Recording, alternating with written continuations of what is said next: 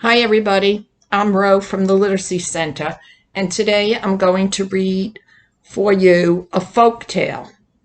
Now, folk tales are stories that have been passed down through generations. It would be like if your grandma taught your mother a story, told your mother a story, and then your mother told you that story, and then you tell your children the story. Except for most folk tales go back hundreds and hundreds of years before they even wrote stories down. And the one that I'm going to read to you now, Stone Soup, is a very, very old tale, and it wasn't even written down until 1720 when a French woman wrote the story down. As with all tales that are told by different people, the story changes a little bit. So in some versions, I think in the 1721, the story was about two Jesuit priests that came into a town. The one that I remember, and the story moved to England, and then later on it moved to the United States. And I know that some people refer to this as a Portuguese tale. We don't know for sure where it started, but they think it started actually in Spain. The version that I know of it was a beggar came to the town. And in this one that I'm reading to you, it is a group of soldiers who come to the town. But the story is still the same.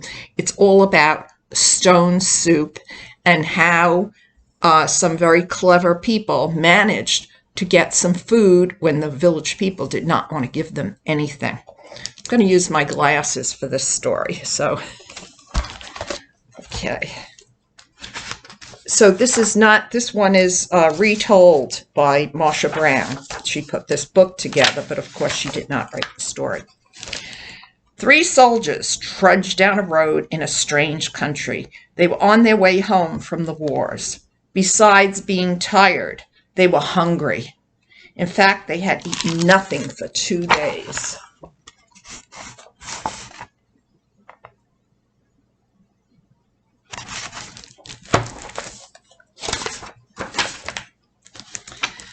How we would like a good dinner tonight, said the first. And a bed to sleep in, said the second. But all that is impossible, said the third. We must march on. On they marched. Suddenly, ahead of them, they saw the lights of a village. Maybe we'll find a bite to eat there, said the first. And a loft to sleep in, said the second. No harm in asking, said the third. Now, the peasants of that place feared strangers. When they heard that 3 soldiers were coming down the road, they talked among themselves.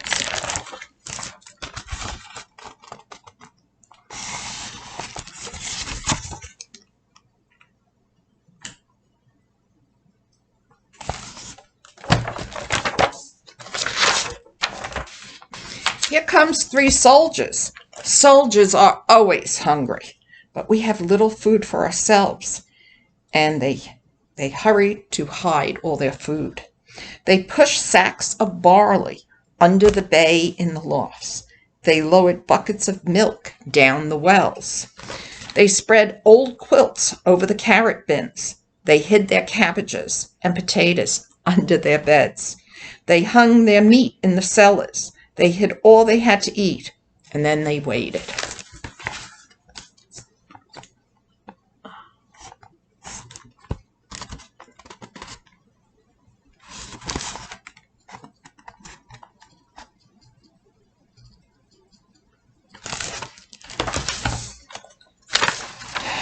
The soldiers stopped first at the house of Paul and Francois. Good evening to you, they said. Could you spare a bit of food for 3 hungry soldiers? We have no food for ourselves for 3 days, said Paul. Francois made a sad face. It has been a poor harvest. The 3 soldiers went on to the house of Albert and Louise. Could you spare a bit of food, and have you some corner where we could sleep for the night? Oh, no, said Albert. We gave all we could spare to soldiers who came before you. Our beds are full, said Louise.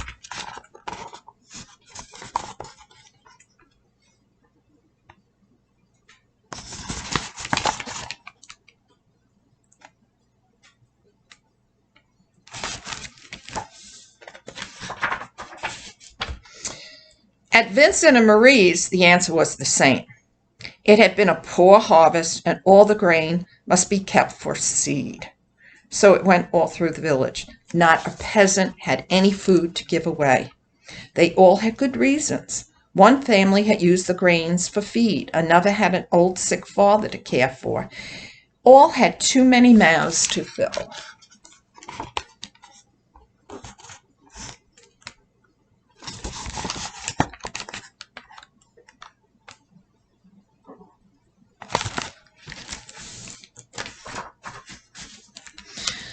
The villagers stood in the street and sighed. They looked as hungry as they could. The three soldiers talked together.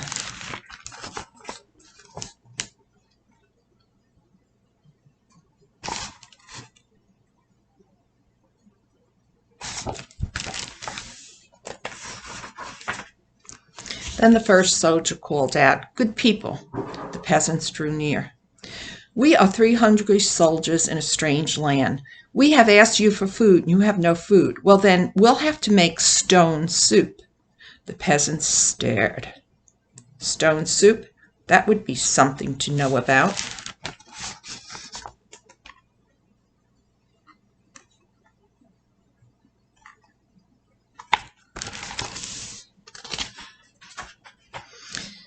"First, we need a large iron pot," the soldiers said. Peasants brought the biggest pot they could find. "How else to cook enough?" "That's none too large," said the soldiers, "but it will do. And now, water to fill it and a fire to heat it."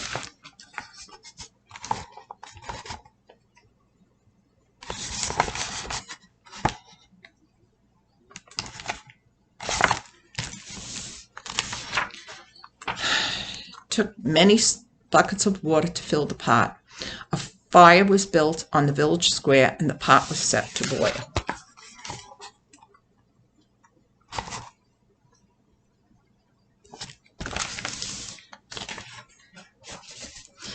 "And now, if you please, 3 round smooth stones."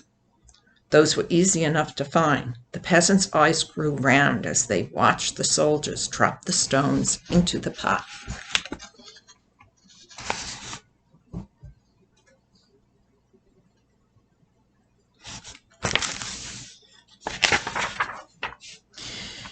"Any soup needs salt and pepper," said the soldiers as they began to stir. Children ran to fetch salt and pepper. "Stones like these generally make good soup, but oh, if there were carrots, it would be so much better."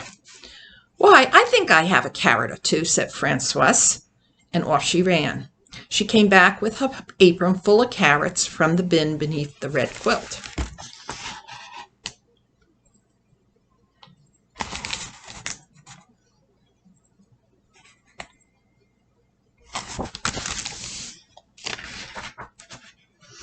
"A good stone soup should have cabbage," said the soldiers as they sliced the carrots into the pot, "but no use asking for what you don't have."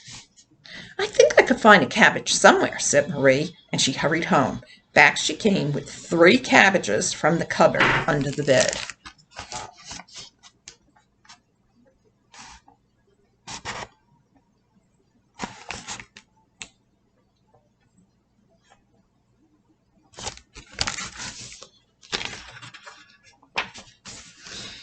"If we only had a bit of beef and a few potatoes, this soup would be good for a rich man's table."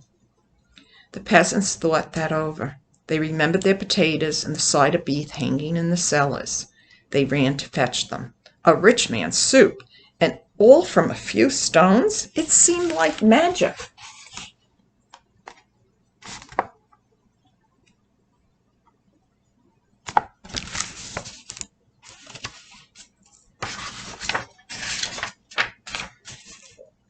"Ah," sighed the soldiers as they stirred in the beef and the potatoes, "if only we had a little barley and a cup of milk. This soup would be fit for the king himself. Indeed, he asked for just such a soup when last he dined with us." The peasants looked at each other.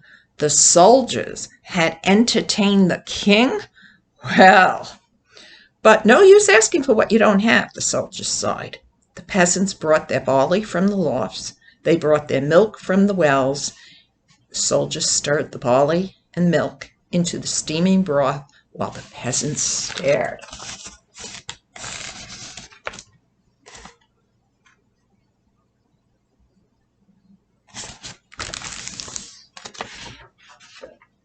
At last the soup was ready. All of you shall taste, the soldiers said, but first a table must be set. Great tables were placed in the square, and all around were lighted torches.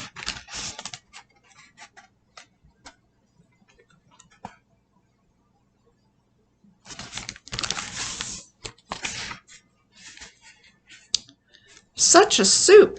How good it smelled! Truly fit for a king. But then the peasants asked themselves, would not such a soup require bread and a roast and some cider? Soon a banquet was spread, and everyone sat down to eat. Never had there been such a feast. Never had the peasants tasted such soup, and fancy, made from stones.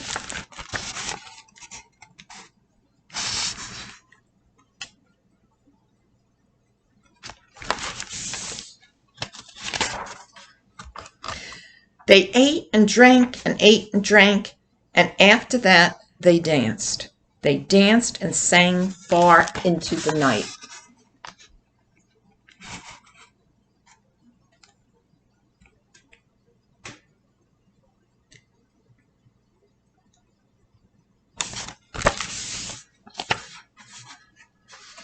At last they were tired.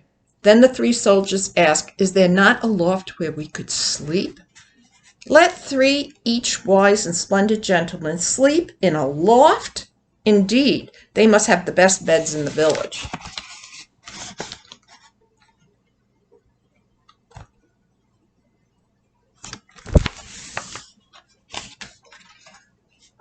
So the first soldiers slept in the priest's house. The first soldier slept in the priest's house. The second soldier slept in the baker's house. The third soldier slept in the mayor's house.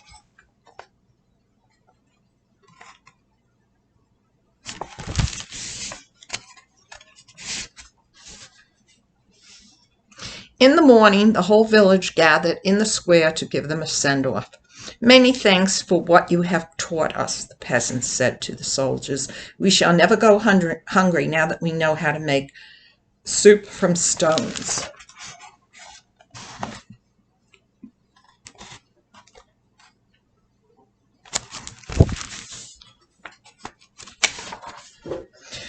Oh, it's all in the knowing how, said the soldiers, and off they went down the road.